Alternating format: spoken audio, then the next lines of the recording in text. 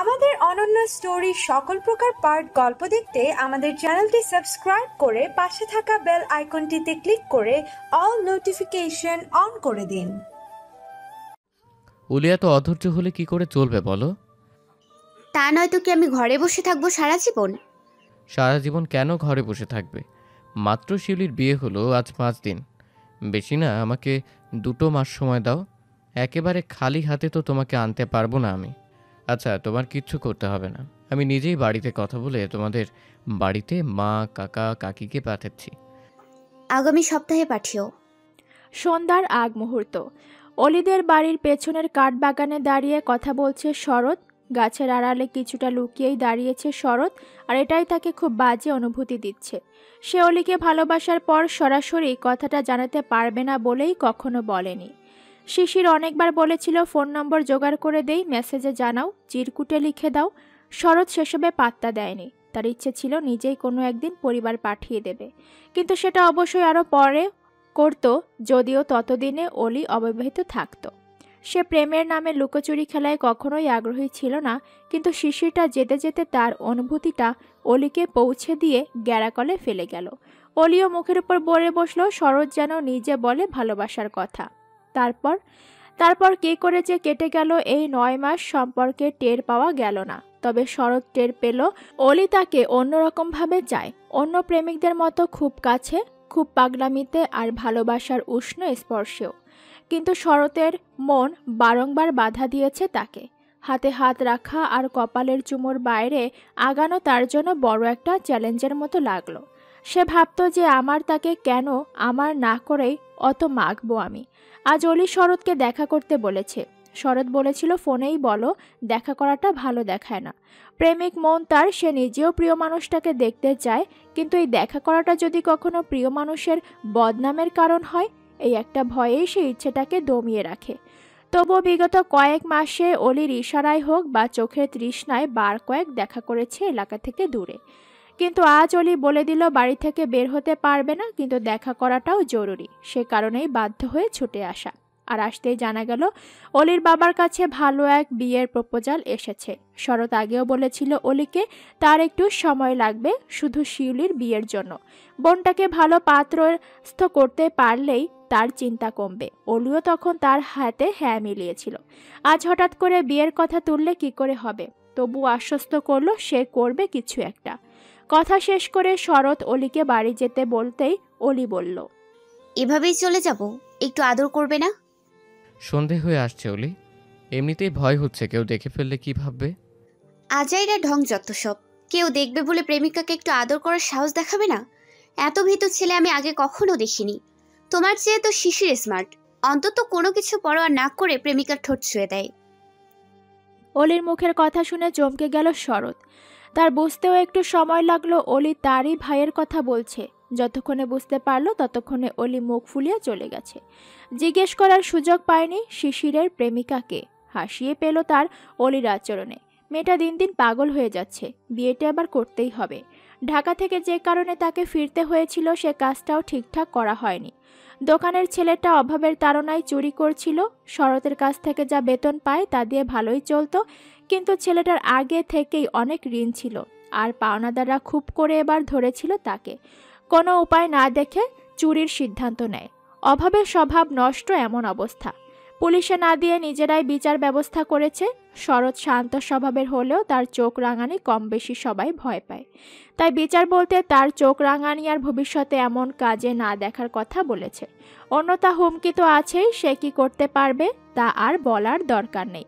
ছেলেটাও পা জড়িয়ে ক্ষমা চেয়েছে। অনেকেই বলেছে ছেড়ে দিয়ে ভুল করেছ।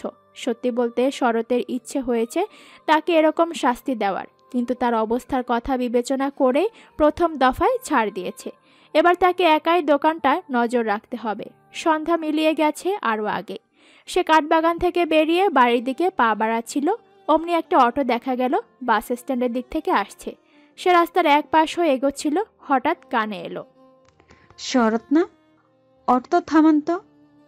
শরৎ ফিরে তাকালো অটো থামতে দেখে। নকশি ডাকলো, বাড়ি যাচ্ছ? ফুপু আম্মা আপনারা? শিশির তো আমাকে বললো আপনারা কাল আসবেন। ও ভুলে গেছে হয়তো, পরে আবার জানাতে সকালেই নাম কেটে দিয়েছে, তাই সকালেই রওনা দিয়েছিলাম। 4 সিটের অটোর এক সিট খালিই ছিল। শরৎ অটোতে উঠে উল্টো দিকে আওলাদের পাশে বসলো। শরৎ এবার আলতাকে জিজ্ঞেস করলো, কেমন লাগছে তোর এখন? ভালো। এক শব্দেই জবাব দিয়ে চুপ রইল আলতা। অন্ধকার মাটির পথ ধরে অটো এগিয়ে চলছে বাড়ির পথে। 4 জন মানুষই চুপ হয়ে রইল। বাড়ির সামনে অটো থামলে আওলাদ ভাড়া বের করতে শরৎ থামিয়ে দিল।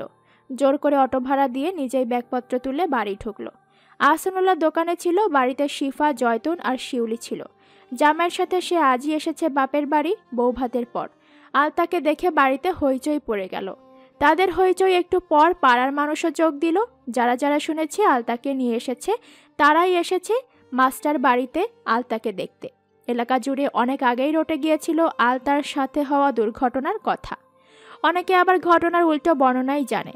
আহসানুল্লাহও ফোন পেয়ে আজ তাড়াতাড়ি দোকান বন্ধ করে বাড়ি এসেছে। আসার পথে ভাগ্নের পছন্দ মতো গরম গরম জিলাপি এনেছে।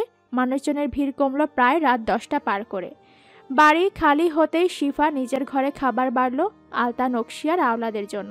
আলতাকে খাইয়ে দিয়ে নকশি খাওয়ার জন্য বসতেই আহসানুল্লাহ বললেন, নকশি, জি ভাই।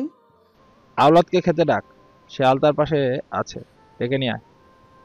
নকশিও কথা মতো আওলাদকে ডাকলো খেতে, কিন্তু আওলাদ নিজে এসে আহসানুল্লাহর সামনে দাঁড়িয়ে বলল, আহসান ভাই, আমি খামু না, বাড়ি যাইতে হইব এখন। খেয়ে চলে যেও। না ভাই, আর দেরি করা সম্ভব না, আমি যাই। আর থেমে গিয়ে নকশির দিকে তাকালো আওলাদ। আহসানুল্লাহ বুঝতে পারল সে নকশিকে কিছু বলতে চায়। নকশি মাদুরের ওপর তরকারির বাটি সাজাচ্ছিল। আহসানুল্লাহ আবার নকশিকে বলল, ও বোধহয় তোকে কিছু বলতে চায়, শুনে আয়। নকশি আচ্ছা বলে উঠতে গেলে আওলাদ বলল, এইখানেই বলি, আমি যদি আলতারে দেখতে আসি আপনারা আপত্তি করবেন? ভীষণ রকম বিনীতভাবে যেন আবেদন জানালো আওলাদ। নকশি একবারও চোখ তুলে তাকালো না আওলাদের দিকে। আওলাদ বারবার তাকাচ্ছে আহসানুল্লাহ আর নকশির দিকে। হাসপাতালে 3টা দিন কাটিয়ে আওলাদের এতটুকু জানা হয়ে গেছে তার স্ত্রী কন্যার জীবনে একমাত্র অভিভাবক এই আহসানুল্লাহ ভাই। সে নকশির আপন ভাইদের চেয়েও আপন হয়েছিল তার পাশে, এটা বুঝতে বাকি নেই তার। আর সেই কারণেই হয়তো আওলাদ অনুমতিটা শুধু নকশি নয় আহসানুল্লাহর কাছে চাইছে। আহসানই প্রথমে বলল, নকশি আর আলতার আপত্তি না থাকলে আমারও নেই, কিন্তু তাদের ইচ্ছার বাইরে কিছু হবে না। নকশিও জবাব দিয়ে দিল তারও আপত্তি নেই, আলতাকে চাইলেই এসে দেখে যেতে পারে। একথার পর আওলাদের বিবর্ণ মুখটা বৈদ্যুতিক আলোর মাঝে অনেক বেশি আলোকিত মনে হলো। আওলাদ বিদায় নিয়ে চলে গেল। রাতের খাওয়া শেষে নকশি ঘরে গিয়ে আলতার পাশে শুয়ে পড়ল। মিনিট কয়েক গড়াতেই সে টের পেল আলতা ঘুমায়নি, তবুও চোখ মুখ বুজে আছে। কি হয়েছে, ঘুমাচ্ছিস না কেন? মা টের পেয়ে গেছে সে ঘুমায়নি, আর তাই দুর্বল দুহাতে মাকে জড়িয়ে ধরে ফুপিয়ে কেঁদে উঠল। নকশি হতবাক হয়ে মেয়ের চিবুক টেনে জিজ্ঞাসা করল, কাঁদছিস কেন? কি হয়েছে আলতা? তোর কি খারাপ লাগছে সোনা? আলতা বলল না, শুধু মাকে জড়িয়ে কিছুটা সময় ফুপিয়ে আবার চুপ হয়ে গেল। রাত বাড়তে থাকলো। থেকে থেকে নিশাচরের ডানা ঝাপটানোর আওয়াজ শোনা গেল। শীত জমে পাতার ফাঁকে কুয়াশা ঘাপটি মেরে রইল ভোরের অপেক্ষায়। কিশোরী আলতা অনেকটা সময় চোখ বুজে মনে করল বাবার চেহারা। বাবা মানুষটাকে দেখার পর থেকে তার মায়া মায়া লাগছিল, কিন্তু তার জীবনে কেটে যাওয়া 15টি বছরে সে মাকে যে কষ্ট সয়ে তাকে বড় করতে দেখেছে তা ভাবলেই আর থাকে না মায়াটা। তার উপর মনটা ভার সকালের ওই মেয়েটাকে দেখার পর থেকেই। শহুরে সুন্দরী মেয়ে শিশির ভাইয়ের পাশে। মেয়েটা কে ছিল? সকাল হতেই নকশি তাড়াহুড়ায় রান্না শেষ করে মেয়েকে মুখ হাত ধুইয়ে দিল। নাস্তা রেডি করে আলতার পড়ার টেবিলটার উপর ঢেকে রাখলো। মেয়েটা আরও পরে খাবে বলছে, কিন্তু নকশি তো হাতের সময় নেই। গত 5-6টা দিনে সে স্কুল কামাই দিয়েছে, তার উপর মাত্র তো কিছু টাকার কয়টা টিউশনি করে, সেগুলো যদি আর না থাকে তাহলে বিপদে পড়তে হবে। অনেকটা ঝড়ের বেগেই সে সব কাজ শেষ করে বেরিয়ে পড়ল বাড়ির থেকে। বের হওয়ার আগে শিফা আর জয়তুনকেও বলে গেল যেন একটু খেয়াল রাখে মেয়েটার। ভয়ে ভয়ে প্রথম টিউশনিটাতে গিয়ে উপস্থিত হয় নকশি। আলতার সাথে হওয়া ঘটনাটা গ্রামের প্রায় সবাই জানে, তাই নকশি যা ভয় পাচ্ছিল তার কিছুই হয়নি, বরং সবাই খুব আফসোস করতে লাগলো। টিউশনি শেষে স্কুলে গেলে সেখানেও একই রকম আচরণ পেয়ে শুকরিয়া আদায় করলো উপরওয়ালার। স্কুল শেষে বাড়ি ফেরার পথে দেখা হলো জহিরের সাথে। দীর্ঘ সময়ের চেনা জানায় জহির একমাত্র ব্যক্তি যে নকশির জন্য আজও পথ চেয়ে আছে। এই পথ চাওয়া ভিন্ন। জহির কখনোই চায়নি নকশি তাকে পছন্দ করবেই। সে নিজের পছন্দের প্রস্তাব পাঠিয়েছিল আলতাকে সহই। সে নকশির সাথে সুন্দর একটা সংসার তৈরি করতে চেয়েছে। নকশি সন্তানকে নিয়ে অন্য কারো সংসারে ঢুকবে না, তার সংসার মেয়ে নিয়েই সাফ জানিয়েছিল। তারপর আর জহির কখনোই পথ আগলে দাঁড়ায়নি নকশির। কখনো মনের ভেতর কি চলে তা প্রকাশ করেনি, তবে দূর থেকেও চোখাচোখি হলে আন্তরিকতার হাসি দিয়ে হাল হকিকত জেনে নিয়েছে। আজও তেমনই হাসি মুখে আলতার খবর জেনে নিল। জহির শুনেছে আলতার বাবার কথা আহসানুল্লাহর মুখে, আর তার মন বলল একটাবার জেনে নিক নকশি কি ফিরে যাবে স্বামীর ঘরে। পরক্ষণে মনে হলো এ প্রশ্ন অযাচিত, তার কোনো অধিকার নেই এমন কোনো প্রশ্ন করার। সে আর কথা বাড়ালো না, নকশিকেও আটকালো না, শুধু বলল সে একটাবার আলতাকে দেখতে যাবে যদি নকশি কিছু মনে না করে। নকশিও হাসি মুখে জানালো কিছুই মনে করবে না সে। আলতার শরীর এখন বেশ ঝরঝরে হয়ে উঠেছে এক সপ্তাহে। এখন প্রায় শিশির ফোন দিয়ে সরাসরি আলতার খোঁজ নেয়। গত 9 মাসে যা দ্বিধা ছিল তা যেন কেটে গেছে, কিন্তু আলতা তার সাথে কথা বলে না। সে পাল্টা জিজ্ঞেসও করে না কাউকে শিশির ভাই কেমন আছে। তার মন ভালো আছে, আবার ভালোও নেই। তার বাবা এই এক সপ্তাহে 2 বার এসে দেখে গেছেন। তার মধ্যে প্রথম যেদিন এলেন খুব জ্বর ছিল। সে একবারও আব্বা কিংবা বাবা বলে ডাকেনি আওলাদকে, কিন্তু মন চাইছিল। মায়ের দিকে তাকালে কষ্ট হয় বলেই ডাকেনি বোধ হয়, কিন্তু বাবা আসে এতেই ভালো লাগে, কেমন যেন মায়া লাগে। এজন্য খুবই মন ভালো। কিন্তু মন ভালো নেই শরৎ ভাইয়ের কথা ভেবে। অলিয়াপা নাকি এ সপ্তাহে তাদের বাড়ি প্রস্তাব পাঠানোর কথা বলেছিল, কিন্তু শুক্রবার যখন শরৎ ভাই পাঠাবে বলে জানালো তখন অলিয়াপা বলল দরকার নেই। এরপর কি হলো কেউ জানে না। 2 দিন পর কাল জানালো বিয়ে ঠিক তার। ছেলের পারিবারিক অবস্থা খুবই ভালো।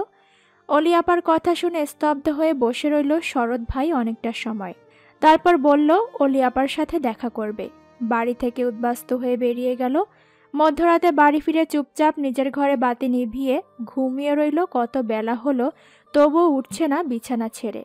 আলতা আজ স্কুলে যাবে বলে ভেবেছিল, কিন্তু বাড়ির থমথমে পরিস্থিতিতে তার আজও স্কুলে যাওয়ার মন রইল না।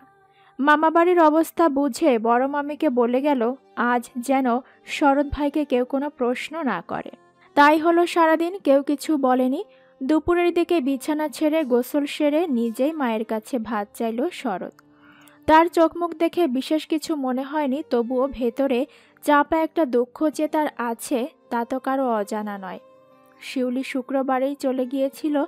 আজ বারবার ফোন করে ভাইয়ের জন্য কাঁদছে।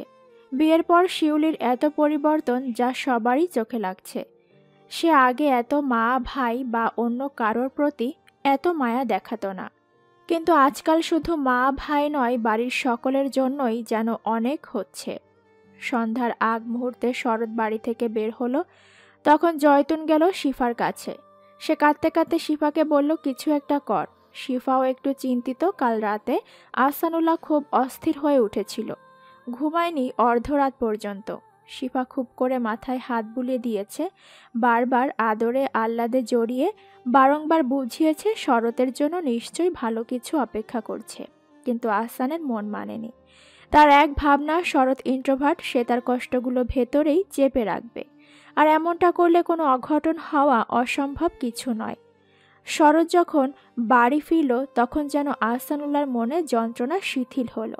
সে স্বস্তি পেল ভাতিজাটাকে দেখে। তাই আজ আহসানুল্লাহ বাড়ি ফিরতেই শিফা বলল, একটু কথা বলে দেখবেন? মাত্রই দোকান থেকে ফিরে মুখ হাত ধুয়ে এসেছে আহসানুল্লাহ। গামছায় হাত মুছতে মুছতে শিফার কথাটা শুনল।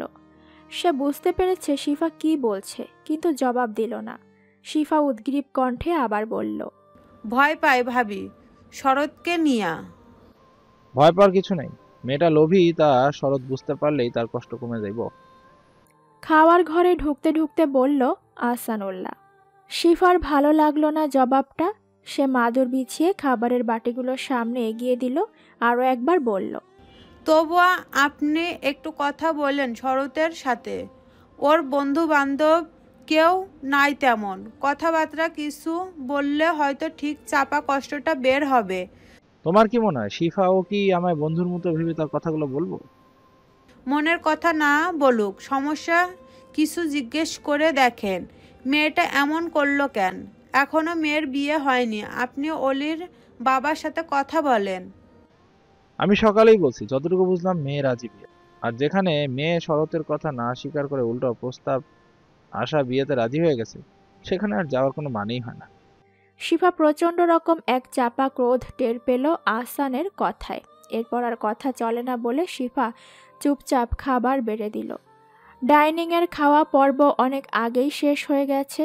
শিশিরের আজ মনটা ভালো নেই বলে খেতে এলো না। হোস্টেলের খাওয়া মানে টাইম টু টাইম, কিন্তু ইদানিং খাওয়ায় খুব অনীহা দেখা দিচ্ছে বলে প্রায় খাওয়া মিস করছে সে। আজও সন্ধ্যা টিউশনি শেষ করে সোহার সাথে একটু বসুন্ধরা গিয়েছিল। গার্লস হোস্টেলের মতো তাদের হোস্টেলে নিয়মকানুন খুব বেশি কঠোরতা না থাকায় সে অতি বিলম্ব করেও হোস্টেলে, এমনকি নিজের রুমে এসে ঢুকতে পেরেছে। কিন্তু এখন আর মন ঠিকছে না রুমে। হোস্টেলের উত্তর দক্ষিণ দিকে বাগান আছে বড়সড়, সেখানে একটু খোলা হাওয়ায় হাঁটতে পারলে ভালো লাগতো, কিন্তু না, বিছানা ছেড়ে উঠতেই আলসেমি লাগছে।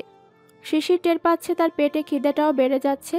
অন্য সময় ঘরে তার ছোট দুটো বক্সে বিস্কিট আর মোয়া, নাড়ু অথবা চানাচুর থাকতই।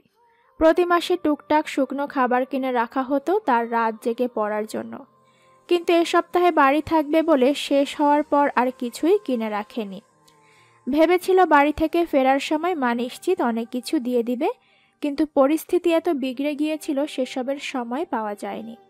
এক গ্লাস পানি খেয়ে বিছানায় আবার শুয়ে পড়ল শিশির। রুমমেটটা তার আজও আসেনি, তার মানে নিশ্চয়ই কোনো বন্ধু বান্ধবের সাথে থাকবে। প্রায় এমন করে ছেলেটা, মাসে 10-12 দিন বিভিন্ন ফেস্টিভ্যাল, ওকেশন, এটা ওটার চক্কর লেগেই থাকে। এতে অবশ্য ছেলেটার রেজাল্ট কখনো খারাপ হতে দেখেনি শিশির। কি করে পারে কে জানে। এলোমেলো ভাবনা ভাবতে ভাবতেই একসময় ঘুমিয়ে পড়ল সে। সকালে ঘুমটা আবার খিদের জন্যই খুব ভোরে ভেঙে গেল।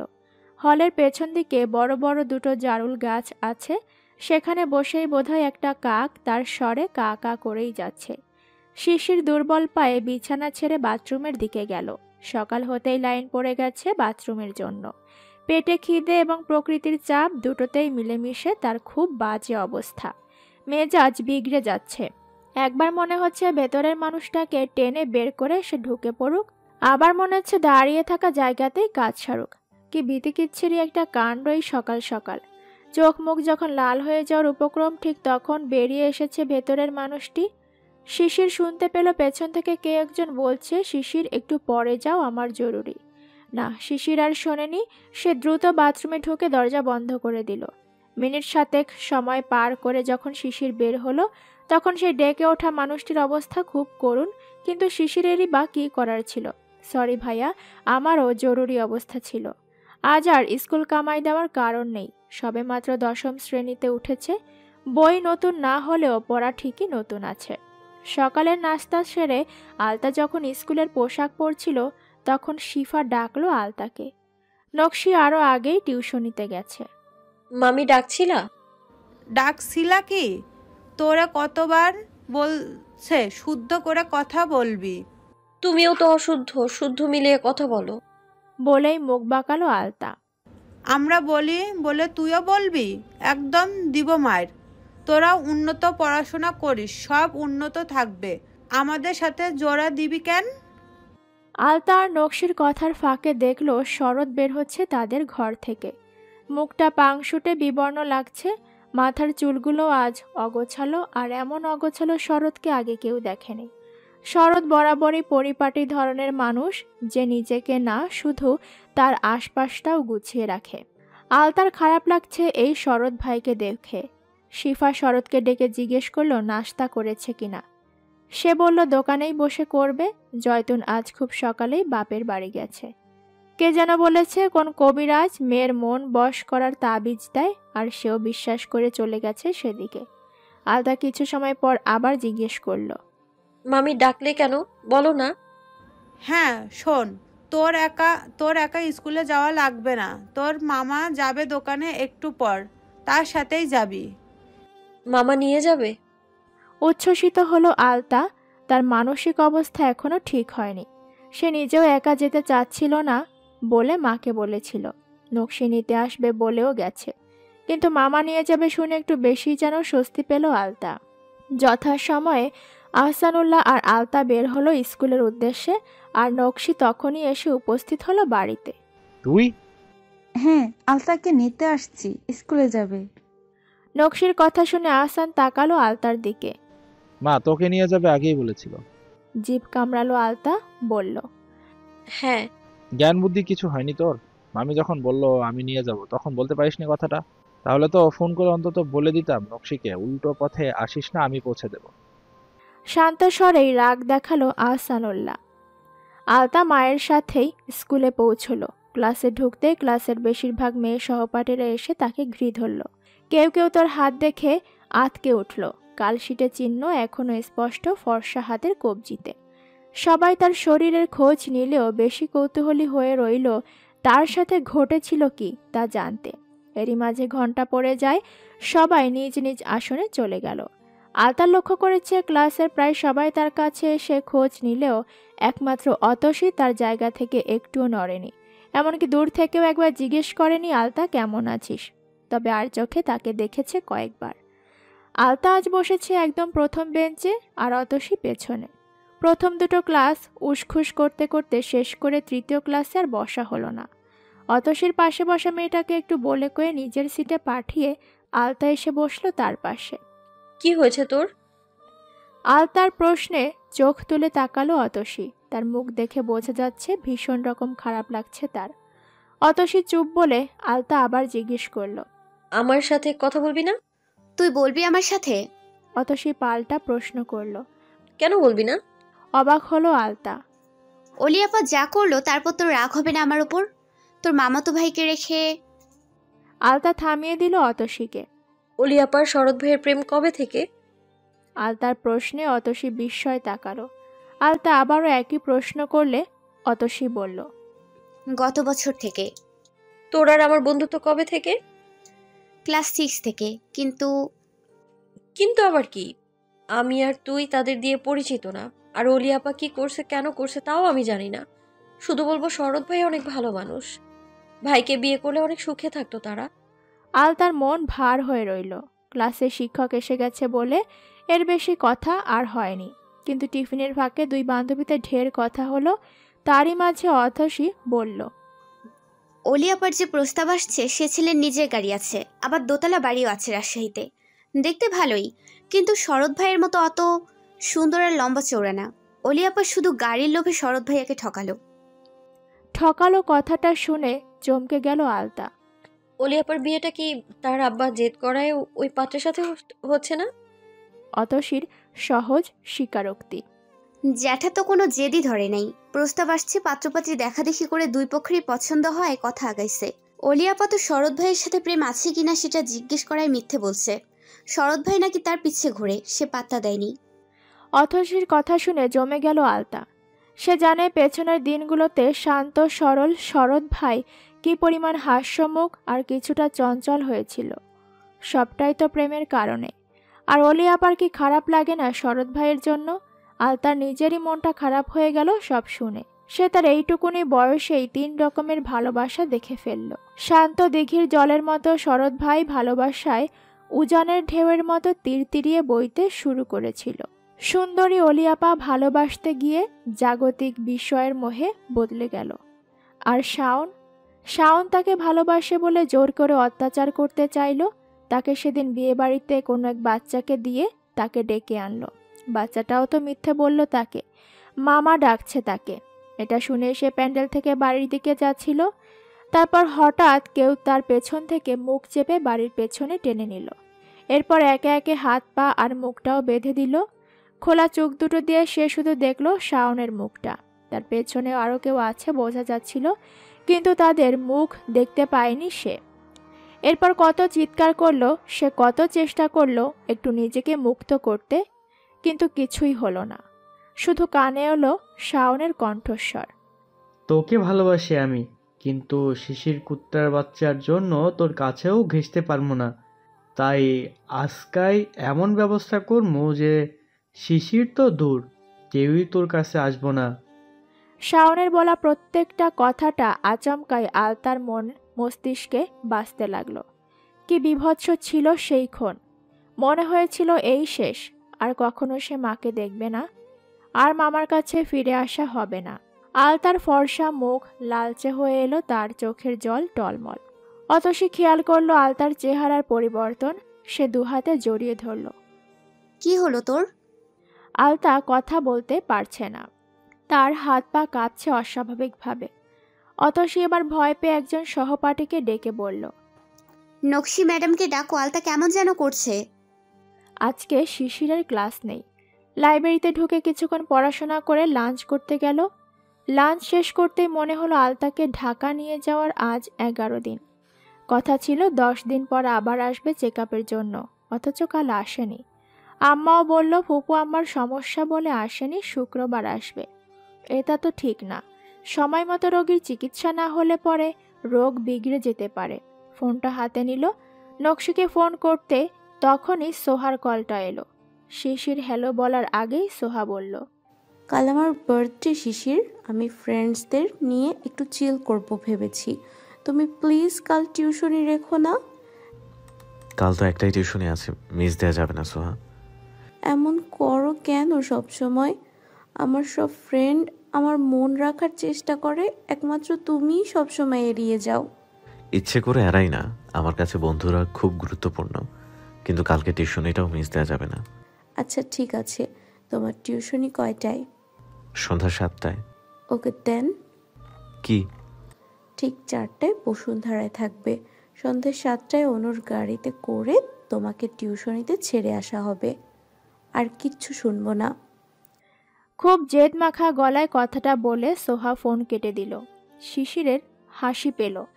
এই মেয়েটা সব কিছুতেই বাড়াবাড়ি করে। শিশির নকশিকে ফোন দিল আরও কিছুক্ষণ পরে, কিন্তু ফোন তুলল না কেউ। রাতে নকশি নিজেই ফোন করে বলল কাল সে আলতাকে নিয়ে ঢাকায় আসছে ডাক্তার দেখাতে।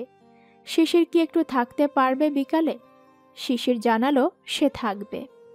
মন ভাঙার যন্ত্রণাকে দাঁতে দাঁত চেপে সহ্য করা যায়, যা বোধহয় ইন্ট্রোভার্ট চরিত্রের মানুষগুলো পারে দুঃখগুলোকে খুব করে চেপে দিতে। শরৎ পারছে, সে ভেঙে পড়েনি। অলির সাথে সরাসরি কথা বলেছে, অথচ একটা বারও অনুনয় করেনি।